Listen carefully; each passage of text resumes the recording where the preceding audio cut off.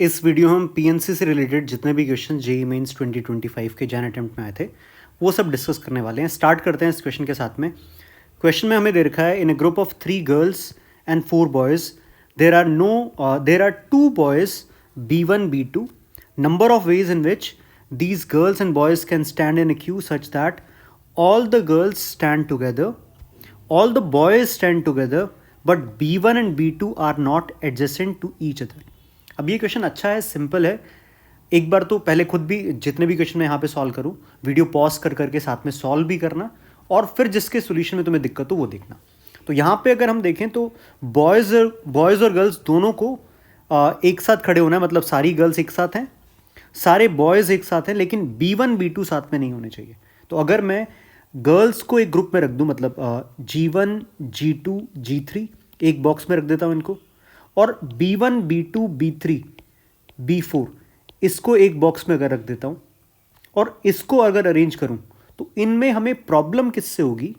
Problem होगी जब G1 G2 G3 एक बॉक्स में हो, कोई दिक्कत नहीं है, और B1 B2 B3 B4 वाला जो बैग है उसके अंदर B1 B2 अगर एक बैग के अंदर हो जाए तो वो वाले केस हमारे लिए अनवांटेड हो जाएंगे। ये हम यहाँ से एलिमिनेट कर देंगे। तो टोटल तरीके जब G1 G2 G3 एक बैग में है, ये चारों बॉयज़ एक बैग में है, इसको अरेंज करने के तरीके 3 फैक्टोरियल, बॉयज़ का बैग 4 फैक्टोरियल, इनटू इनको इन दोनों बैग्स को अरेंज करने के तरीके 2 फैक्टोरियल, माइनस जब ये गर्ल्स का बैग है बॉयज़ के बैग के अंदर एक और B1 B2 का बैग है, तो पहले गर्ल्स को अरेंज करने के तरीके 3 फैक्टोरियल, बॉयज़ का जो बड़े वाला बैग है उसके अंदर अरेंज करने के तरीके 3 फैक्टोरियल। 3 फैक्टोरियल किसके लिए? B1 B2 का एक बैग, B3 एंड B4, उसके बाद B1 B2 को अंदर इस बैग के अरेंज करने के 2 फैक्टोरियल वेज, और फिर ये गर्ल्स का बैग बॉयज़ का बैग इसको अरेंज करने के 2 फैक्टोरियल तरीके। तो ये टोटल तरीके में से हमने अनवांटेड तरीके माइनस कर दिए, हमारा आंसर मिल जाएगा। तो यहाँ से मैं कॉमन ले लेता हूँ 3 फैक्टोरियल 3 फैक्टोरियल 2 फैक्टोरियल, यहाँ पे आएगा 4 माइनस 2, ये बन रहा है 6 into 6 into 2 into 2, 36 into 4, answer रहेगा 144। ईजी क्वेश्चन है, क्वेश्चन ढंग से समझना था और आंसर आ जाएगा। नेक्स्ट क्वेश्चन पर आते हैं। यहाँ पर क्वेश्चन है from all the English alphabets 5 letters are chosen and are arranged in alphabetical order, मतलब उनका alphabetical order में ही अरेंज करना है। The total number of ways in which middle letter is M, तो कहने का मतलब हमें 5 letters उठाने हैं और उनको alphabetical order में अरेंज करना है। क्योंकि इनको alphabetical order में अरेंज करना है तो मैं ये मान के चल रहा हूँ कि सारे letters distinct उठाऊंगा तभी उनको एक ऑर्डर में रख पाऊंगा मैं। तो सबसे पहले अगर मैं 5 लेटर्स के लिए 5 बॉक्सेस बना देता हूं, और इन बॉक्सेस में जो मिडिल बॉक्स है यहां पर कौन फिक्स्ड है? M ऑलरेडी फिक्स्ड है। अब हम ये जानते हैं कि इंग्लिश अल्फ़ाबेट के अंदर लेटर्स टोटल 6 हैं, तो अगर मैं लिखूं A B C D E F G H I J K L, तो 12 लेटर्स ये, उसके बाद में M आएगा और फिर इधर कितने आ जाएंगे? 13 लेटर्स आ जाएंगे। अब क्योंकि मैं चाहता हूं कि अल्फ़ाबेटिकल ऑर्डर में रहते हुए यहां पर M आए, इधर 2 लेटर्स आए और इधर 2 लेटर्स आए, तो रैंडमली कोई 2 लेटर्स नहीं रख सकता। लेकिन अगर मैं इन 12 में से कोई भी 2 लेटर पिक करता हूं, 12C2, जैसे मान लो मैंने B और G पिक किया, तो पहले पर B आ जाएगा, दूसरे पर G आ जाएगा, तो रखने का एक ही तरीका है। इसी तरह से M के बाद के जो 13 लेटर्स हैं उनमें से अगर मैं कोई 2 लेटर पिक करता हूं 13C2, तो रखने का तरीका क्या रहेगा? फिक्स रहेगा, क्योंकि इनको अल्फ़ाबेटिकल ऑर्डर में ही रखना है। तो आंसर रहेगा 12C2 मतलब 12 इंटू 11/2, 13C2 मतलब 13 इंटू 12/2, तो ये बन रहा है 6 इंटू 11 इंटू 13 इंटू 6, ये बन रहा है 66 इंटू 78। मल्टीप्लाई कर देते 8452 इंटू, यहाँ से आ रहा है 2464, यहाँ से आ रहा है 8415, 5148 इसका आंसर रहेगा। तो ये भी अच्छा क्वेश्चन था। थोड़ी सी समझदारी ये थी कि हमें अलग अलग लेटर्स फ्रेम करने की जरूरत नहीं थी। कहने का मतलब जैसे ही हम 2 लेटर्स पहले 12 में से पिक करेंगे उन दोनों को एम के लेफ्ट में रख दिया, और बाकी 13 जो एम के राइट के लेटर्स हैं, बाद के लेटर्स हैं, उनमें से 2 पिक करेंगे, उनको राइट में रख दिया। अगले क्वेश्चन पर आते हैं। यहाँ पे हमारे पास में क्वेश्चन है, a group A consist 7 boys और 3 गर्ल्स। ये ग्रुप ए के अंदर है, और बी ग्रुप के अंदर है 6 बॉयज 5 गर्ल्स। अब क्वेश्चन है, number of veg 4 boys and 4 girls can be invited. यहाँ से हमें 4 गर्ल्स एंड 4 बॉयज को इन्वाइट करना है for a picnic if 5 of them must be from group A. Group A से 5 लोग आने चाहिए और ग्रुप बी से 3 लोग आने चाहिए। तो अब ध्यान से देखो, 2 कंडीशंस हैं। हमें 8 जो लोग उठाने हैं या इन्वाइट करने हैं की बात है, मतलब जो उठाने हैं, इनमें से 5 ग्रुप ए से आने चाहिए और 3 ग्रुप बी से आने चाहिए, और साथ में 4 गर्ल्स होनी चाहिए और 4 बॉयज होने चाहिए। तो अब इसके लिए मुझे केसेस बनाने चाहिए। थोड़ा ध्यान से देखो, केसेस बहुत सिंपल बनेंगे। पहला केस, अगर मैं ग्रुप ए से 4 बॉयज उठा लेता हूं तो 7C4, ठीक है।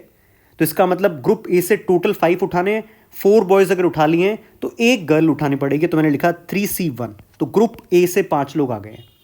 अब क्योंकि मैंने 4 बॉयज उठा लिए हैं तो ग्रुप बी से मुझे सीधा 0 बॉय उठाना है, 3 गर्ल्स उठानी होगी ग्रुप बी से।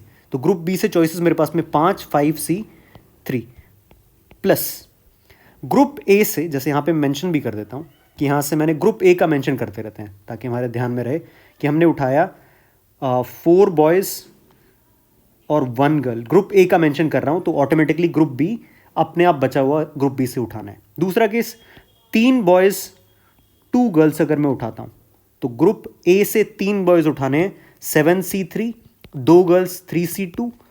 अब ग्रुप बी से टोटल मुझे उठाने हैं 3 बॉयज़ आ चुके हैं तो 1 और बॉय उठाना पड़ेगा, 6C1, और 2 गर्ल्स अगर आ चुकी है तो मुझे 2 गर्ल्स और उठानी है, 5C2 ग्रुप बी से। प्लस तीसरा केस, ग्रुप ए से अगर मैं 2 बॉयज़ उठा लेता हूं तो 3 गर्ल्स उठानी पड़ेगी मुझे ग्रुप ए से। इसके लिए बनाएंगे 7C2 इंटू 3C3। अब ग्रुप बी से मुझे 3 लोग उठाने हैं, 2 बॉयज़ ऑलरेडी आ चुके हैं तो ग्रुप बी से 2 बॉयज़ उठाने पड़ेंगे, 6C2, और 3 गर्ल्स आ चुकी है तो ग्रुप बी से 1 गर्ल उठानी है, 5C1। एक बार यहाँ पर देख लेते हैं हम। यहाँ पर अगर हम देखें 3C1 1 girl, 3C2 2 girls, 3C3 3 girls. और इसी तरह से मैं ग्रुप बी का भी चेक कर लेता हूँ एक बार। बॉयज़ का अगर चेक करें, 5C3 मतलब 3 गर्ल्स हैं, 0 बॉयज़, और यहाँ पर मैंने 6C1 1 बॉय, यहाँ पे मैंने उठाया 6C2 2 बॉयज़। तो सारे केसेस इसके अंदर आ चुके हैं। अब इसको बस सॉल्व करके आंसर ही निकालना है, तो जल्दी से इसको कैलकुलेट कर लेते हैं। 7C4 बनने वाला है 7 6 5 बाय 6, ये बन रहा है 35 इंटू 3 इंटू 10, प्लस 7C3 भी 35 है, into 3 into 6 into 10, plus 7C2 7 6 by 2 21, into में 6 इंटू 5 बाई 2 15, इंटू में 5। तो अब ये थोड़ा सा कैलकुलेशन और है, ये बनेगा 1050 प्लस यहाँ से आ रहा है 180 इंटू 35। तो 35 इंटू 18 हम देख लेते हैं, 09, और ये बन रहा है 630। तो ये बनेगा 6300, और प्लस 21 इंटू में 75, यहाँ से आ रहा है मेरे पास में 57 इंटू 051, ये बन रहा है 5751, 1575। तो कैलकुलेशन थोड़ी सी तो है, मल्टीप्लाई करना पड़ रहा है। आंसर क्या आएगा हमारे पास में 6300 1575 1050 529, और यहाँ से आ रहा है 8925 आंसर रहेगा इस क्वेश्चन का। क्वेश्चन सिंपल है, मतलब मेरे सॉल्यूशन के बताने के बाद एक बार खुद से सिंपल तरह से सोचना कि हम केसेस बना रहे हैं, ए से 5 लोग उठाने के डिफरेंट पॉसिबिलिटीज़ क्या क्या है। तो मैंने स्टार्ट किया था यहाँ से देखो, 4 boys 1 girl, 3 boys 2 girls, 2 boys 3 girls. ठीक है, अब तुम ये सोच सकते हो इसके बाद में 1 बॉय 4 गर्ल वाला केस क्यों नहीं उठाया, क्योंकि ग्रुप ए के अंदर 4 गर्ल्स है ही नहीं, तो इसलिए 4 गर्ल्स तो ग्रुप ए से आ ही नहीं सकती। ठीक है, अगले क्वेश्चन पर आते हैं। क्वेश्चन है, the number of 6 letter words with or without meaning that can be formed using the letters of the word maths such that any letter that appears in the word must appear at least twice. तो maths word से letters उठा उठा के हमें 6 letter words बनाने हैं with और without meaning, और कंडीशन ये है कि जो भी लेटर हम यूज कर रहे हैं that must appear at least twice. तो इसका मतलब अगर मैंने एम उठा लिया तो सारा पूरा वर्ड ही मैं एम एम एम एम इस तरह से बना सकता हूं।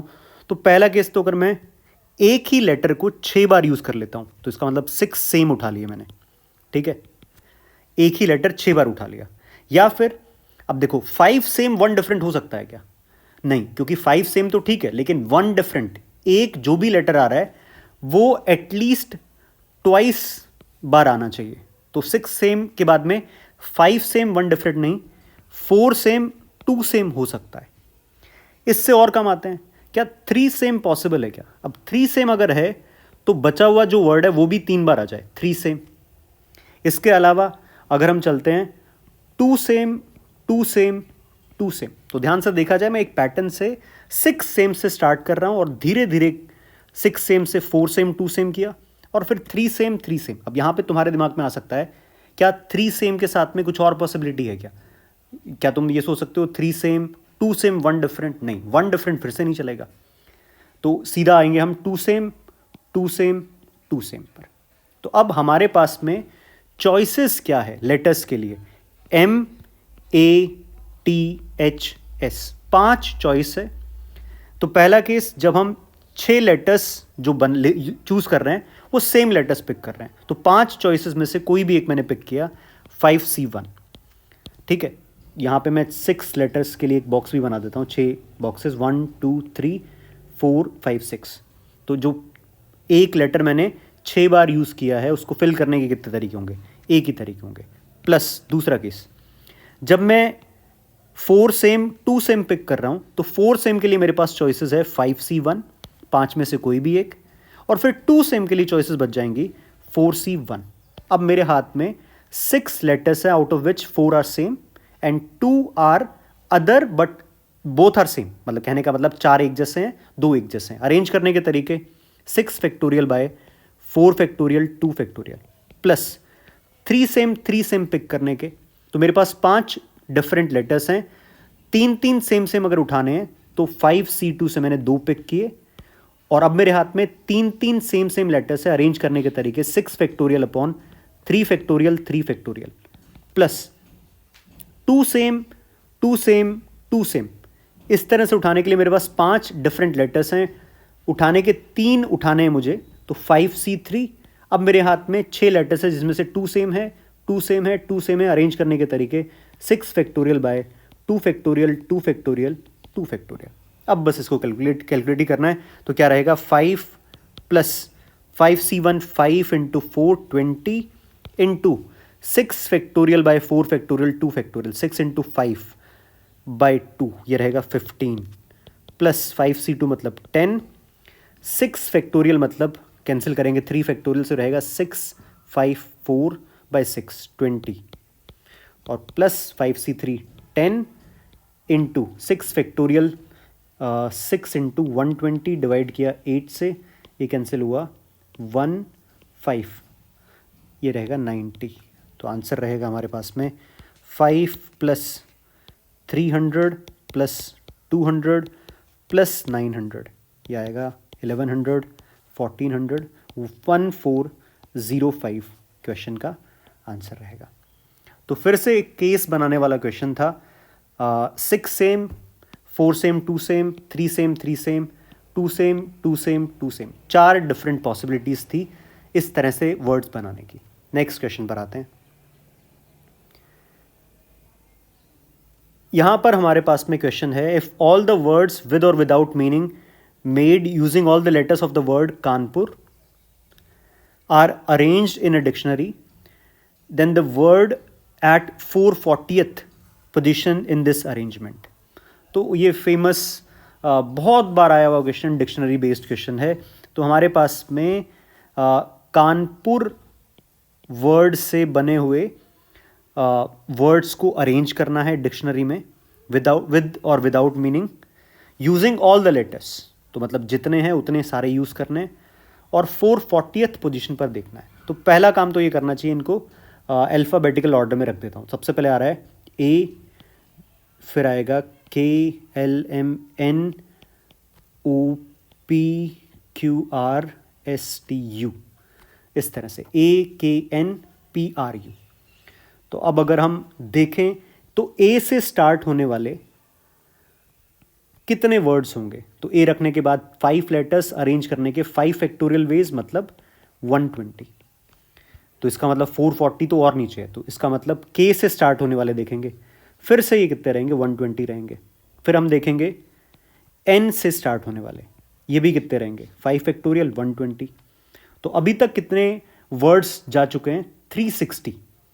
अब अगर मैं पी से स्टार्ट होने वाला वर्ड्स देखूं तो ये भी 120 होंगे. पर ध्यान से देखो, अगर हम ये टोटल काउंट कर लें तो 480 हो चुका है, जबकि हमें पोजीशन देखनी है 440th की. तो इसका मतलब हमारा जो वर्ड होगा वो स्टार्ट तो पी से ही होगा. अब हम देखेंगे सेकंड लेटर के बारे में. तो पी के बाद कौन आएगा सबसे पहले, ए. तो पी के बाद ए. अब रिमेनिंग 4 लेटर्स 4 बॉक्सेस अरेंज करने के 4 फैक्टोरियल वेज, मतलब 24. तो अभी तक कितने वर्ड्स बन चुके हैं, 360 और 24, 384. पी के बाद ए के बाद कौन आएगा, के. तो ये भी कितने होंगे, 24 वर्ड्स बनेंगे. तो अभी तक कितने वर्ड्स हो चुके हैं, 384 और 24, ये बन चुके हैं 408. अब आगे चलते हैं. पी के बाद के आ चुका है. अब हम रखते हैं एन को. तो पी के बाद अगर मैंने एन रखा, फिर से कितने वर्ड्स हो जाएंगे, 24. तो अभी तक काउंट करते हैं.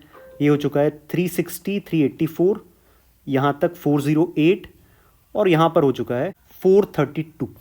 अब अगला अगर मैं यहाँ पे रखूँ पी के बाद आर अगर रखता हूँ, तो पी के बाद आर से भी 24 वर्ड्स ही बनेंगे, लेकिन ये 440 से बाहर चला जाएगा. इसका मतलब हमारा जो वर्ड है वो पी आर से ही स्टार्ट होगा, 440th पोजीशन पर जो होगा. तो पी के बाद आर, आर के बाद सबसे पहले कौन आएगा, ए आएगा. पहले तो ये काउंट कर लो कितना हो चुका है, 360, 84 और इधर आया 408, 432 वर्ड्स हमें मिल चुके हैं अभी तक, ध्यान रखना. अब पी आर ए के बाद में 3 प्लेसेस को अरेंज करने के तरीके रहेंगे, 6. तो इसका मतलब हमारा जो वर्ड होगा वो पी आर ए के बाद के से स्टार्ट होगा या उसके आगे से स्टार्ट होगा. तो अभी तक वर्ड्स कितने जा चुके हैं, 432 प्लस 6, 438. अब ध्यान से देखो, अब पी आर के बाद 3 लेटर्स को 3 प्लेसेस पर अरेंज करने के 6 तरीके होंगे. इसका मतलब हमारा वर्ड स्टार्ट तो होगा पी आर के से ही स्टार्ट होगा. अब पी आर के बाद में अगर हम देखें तो हमारे पास में सबसे पहले आएगा ए. अब पी आर के बाद में 2 लेटर्स हैं, 438 ऑलरेडी जा चुके हैं. तो पी आर के के बाद में पहले तो आएगा, कौन कौन लेटर जा चुका है हमारे पास में, पी आर के ए, बचे कौन कौन से, एन एंड यू. तो सबसे पहले अगर मैं लिखूं एन यू, तो इसकी पोजीशन हो जाएगी 439th. और अगर मैं पी आर के ए के बाद में यू एन कर दूं तो इसकी रैंक हो जाएगी 440th. तो हमारा जो वर्ड होगा 440th पोजीशन पर वो होगा P R K A U N, option number 3. Decent question है, बस इसमें छोटी सी बात यह है कि कैलकुलेशन में थोड़ी सी गलती हो सकती है, तो थोड़ा सा केयरफुल रह के इस क्वेश्चन को सॉल्व करना चाहिए. नेक्स्ट क्वेश्चन पर आते हैं. क्वेश्चन है, number of ways 5 boys 4 girls can sit in row so that either all boys sit together और नो 2 बॉयज सिट टुगेदर. तो सीधी सी कंडीशन है, या तो सारे बॉयज साथ में, तो 5 बॉयज को एक बैग में रख दिया, प्लस 4 गर्ल्स. तो कितनी थिंग्स हमारे सामने, 4 गर्ल्स प्लस 1 बैग, 5 थिंग्स हैं. 5 फैक्टोरियल वेज से अरेंज किया, इनटू इस बैग के अंदर 5 बॉयज को अरेंज करने के तरीके 5 फैक्टोरियल प्लस, या फिर सब कुछ ऑल मतलब 2 बॉयज क्या हैं, नो 2 बॉयज सिट टुगेदर, कहने का मतलब सारे बॉयज के बीच में गर्ल्स रहनी चाहिए। तो इसमें अगर हम देखें तो मैंने पहले 4 गर्ल्स को अरेंज कर दिया। 4 गर्ल्स को अरेंज करने के तरीके 4 फैक्टोरियल, गैप्स कितने बनेंगे 1 2 3 4 5, 5 गैप्स 5 बॉयज है तो सीधा अरेंज कर देंगे हम इनटू में 5 फैक्टोरियल। तो यहाँ से अगर मैं 5 फैक्टोरियल कॉमन ले लेता हूँ, ये बन जाएगा 120 प्लस 24 और ये है 120 इंटू 144। तो बस ये मल्टीप्लाई करना है, तो ये आ रहा है 144 इंटू 12, 8425 17280 क्वेश्चन का आंसर रहेगा। ये तो बहुत सीधा क्वेश्चन था, मतलब या तो सारे बॉयज़ साथ में होने चाहिए या कोई भी 2 साथ में नहीं होने चाहिए। तो सारे बॉयज़ साथ में हैं तो मैंने बैग मेथड यूज़ किया, और जब कोई भी 2 बॉयज़ साथ में थे तो मैंने गैप मेथड यूज़ किया। तो ये वो क्वेश्चन थे जो जेईई मेंस 2025 में जैन अटेम्प्ट में आए थे पीएनसी से रिलेटेड। इसके अलावा कुछ क्वेश्चंस हैं जो मैंने यहाँ पर डिस्कस नहीं किए हैं, जिसमें एक तो डिविजिबिलिटी वाले क्वेश्चन जिसमें 2 से डिविजिबल है 3 से नहीं, इस तरह के क्वेश्चंस, और 1-2 क्वेश्चन जो सेट थ्योरी पर बेस्ड थे वो मैंने यहाँ पर डिस्कस नहीं किए, उसके लिए एक अलग वीडियो बना दूंगा। और एक आधा क्वेश्चन जो मैं ऑलरेडी पीएनसी का किसी और वीडियो में डिस्कस कर चुका हूँ, वो चीज़ मैं तुम्हें डिस्क्रिप्शन में लिंक डाल दूंगा उसका।